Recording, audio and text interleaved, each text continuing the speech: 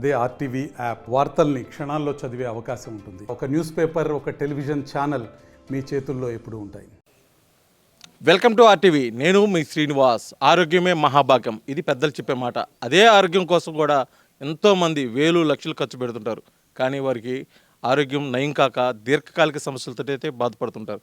అదే దీర్ఘకాలిక సమస్యలను కేవలం తన దగ్గరున్న మర్మకళ అనే విద్యతోటి నయం చేస్తూ ఎంతోమందికి కూడా వాళ్ళు సేవలు అందించారు. అతనే ప్రకాశం జిల్లా దోర్నాలకి చెందినటువంటి ఆవులయ్య. ఈ ఆవులయ్య నెలలో కొన్ని రోజులు మాత్రం ఇక్కడ ఇంటి దగ్గర ఉండి సేవలు అందిస్తుంటాడు. అదేవిధంగా మరికొన్ని రోజులు రాష్ట్రంలోని నలుమూలలు కొంతమంది ఆహ్వానం మేరకు కూడా వెళ్ళి అతను వైద్య సేవలు అయితే అందిస్తున్నారు. అతను మనతో ఉన్నారు. అసలు ఆ మర్మకళ యొక్క విశేషాలు, అసలు ఆ మర్మకళ ద్వారా దీర్ఘకాలికం ఉన్న సమస్యలను ఏ విధంగా పరిష్కరిస్తారో వారి మాట్లాడాలో తెలుసుకుందాం. సార్ నమస్తే ఆవులయ్య గారు. మర్మకళ అంటే సాధారణంగా సినిమాల్లో కమల్ హాసన్ భారతీయ సినిమాలో ఇలా ఏళ్ళు మెలికలు పెట్టి ఫైట్ చేస్తే నరాలు తెగిపోవటం ఇలాంటిది సినిమాల్లో చూస్తున్నాం. కానీ ఆ మర్మకళ ద్వారా మీరు దీర్ఘకాలికంగా ఉన్న కొన్ని సమస్యలు అయితే పరిష్కరిస్తారు. అసలు ఆ మర్మకళ యొక్క ప్రాముఖ్యత ఏంటి? మర్మకళ అంటేనే యుద్ధ కళలో ఒక కళ. పూర్వకాలంలో ఆ రోజుల్లో మర్మకళ యోధులు ఉండేవారు. మన బ్రిటిష్ సైన్యాన్ని గడగడలాడిన సైన్యాల్లో ఉండేవాళ్ళు.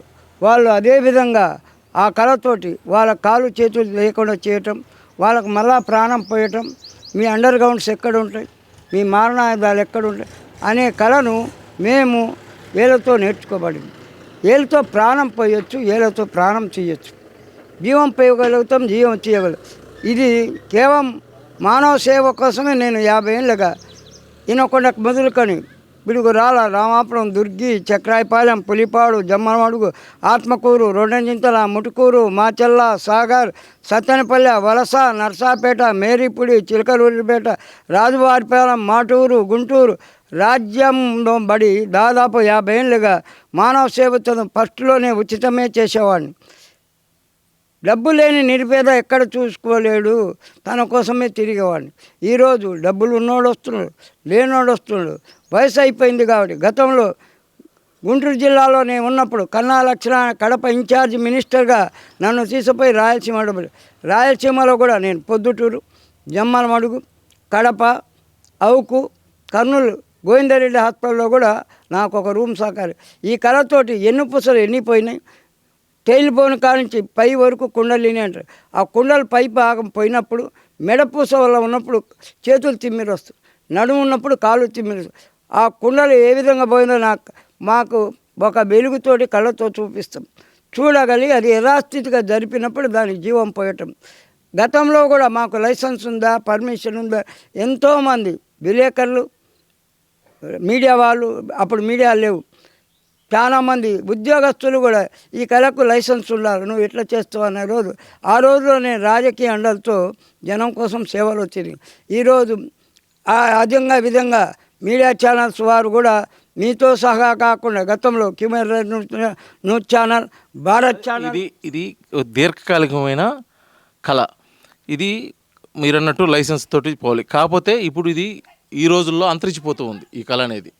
ఇప్పుడు ఈ కళ అంతరించిపోకుండా మీరేమన్నా కొంతమందికి ఎవరైనా శిక్షణ ఇవ్వటం కానీ ఈ కళ అంతరించిపోకుండా మీ ద్వారా అనేక మంది సేవ చేసే దానికోసం మీరు ప్రయత్నాలు ఏమైనా చేస్తున్నారు?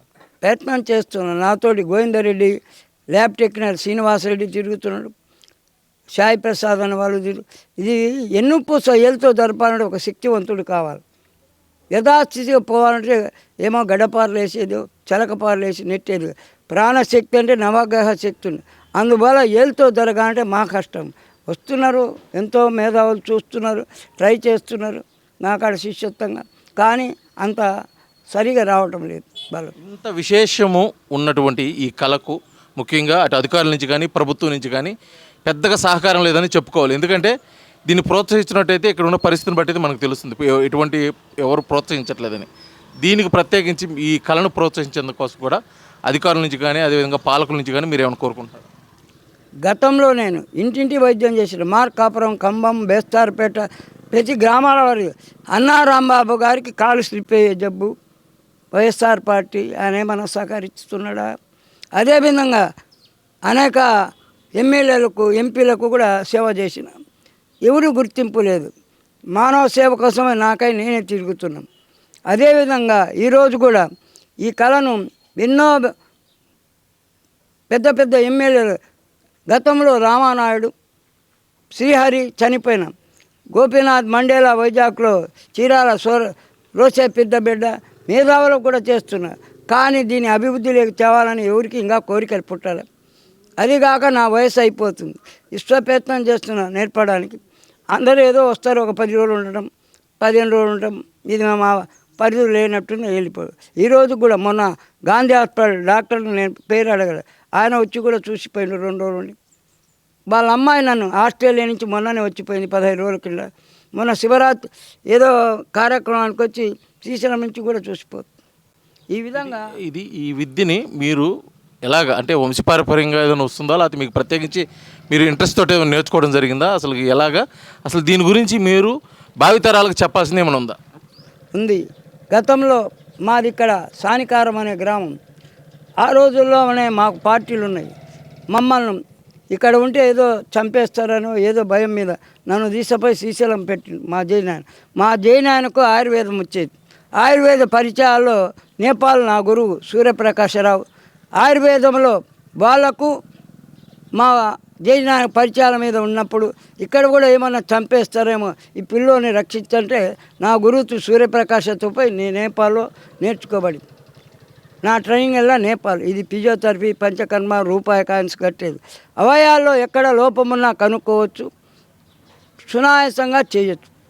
ఇది రాజకీయ ఒక నరము ఏమాత్రం ఫెయిల్యూర్ ప్రాణం కూడా పోవచ్చు. అందుకని ఈ కళను ఎంతోమంది మేధావులు కూడా ఇస్తున్నా వాళ్ళ ఓపిక లేక ఉండటం లేదు.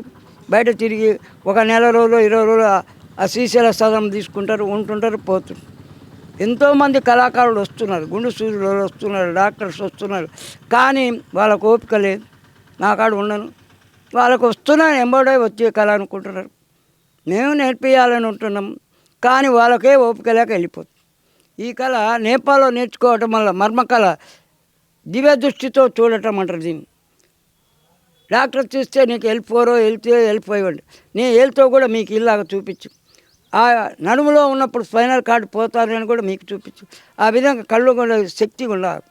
రెండవది నవగ్రహ శక్తి అంటారు. ఈ శక్తిలో ఏలుతోటి జరపడం అంటే ఒక మాటలు కాదు, ఎన్నో పూసలు. చివరిగా ఒకటి సినిమాలో చూపిస్తుంటారు, భారతీయుడు సినిమాలో కమలాసను ఇలా తిప్పి కొడితే ప్రాణం పోవటం, లేకపోతే పక్షవాతం లాగా పడిపోవడం జరుగుతుంది. అది నిజమే? ఒక సినిమా స్టంట్కి పెట్టుకుంటారు. అది మర్మకళలో నిజమే. యుద్ధ రంగంలో ఉంది ఇది గతంలో. ఆ విధంగా పడేయటం, మళ్ళా ప్రాణం పోసి తీయటం ఉంది.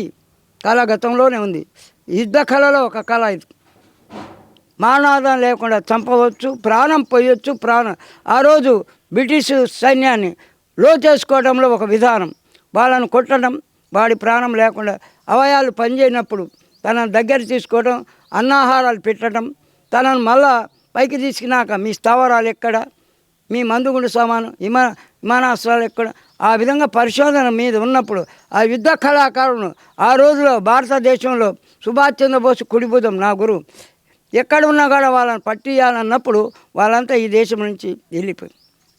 ఇది మొత్తానికైతే దీర్ఘకాలికంగా ఉన్నటువంటి సమస్యలు పరిష్కరించే క్రమంలో కూడా ఈ మర్మకళ కొన్ని వందల సంవత్సరాల నుంచి వస్తుంది. అది ఇప్పుడు నేర్చుకునే స్థాయి అయితే ఎవరికి లేదు, కేవలం ఓపికతో చేసుకోవాలి. దీని మీద కూడా ప్రత్యేక దృష్టి సారించాలి. నేనైతే నేర్పేదానికి కూడా సిద్ధంగా ఉన్నాను. ఈ మర్మకళతోటి సమస్యలు పరిష్కారం కానీ ఆరోగ్య సమస్యలు కూడా నేను పరిష్కరించాను. అందులో చాలామంది కూడా విఐపీలు ఉన్నారు. కానీ దీన్ని ప్రోత్సహించేందుకు కోసం అయితే ఇటు అధికారులు కానీ పాలకులు కానీ ఎవరికి ముందుకు రావట్లేదు. ఎవరైనా ఉత్సాహం ఉంటే నేను అయితే పూర్తి స్థాయిలో నేర్పేదానికి కూడా సిద్ధంగా ఉన్నా అని చెప్పేసి ఆవులు అయితే మనతో తెలియజేస్తున్నారు. వీడియో జర్నలిస్ట్ లక్ష్మణ్తో శ్రీనివాస్, RTV, దోర్నాల, ప్రకాశం జిల్లా.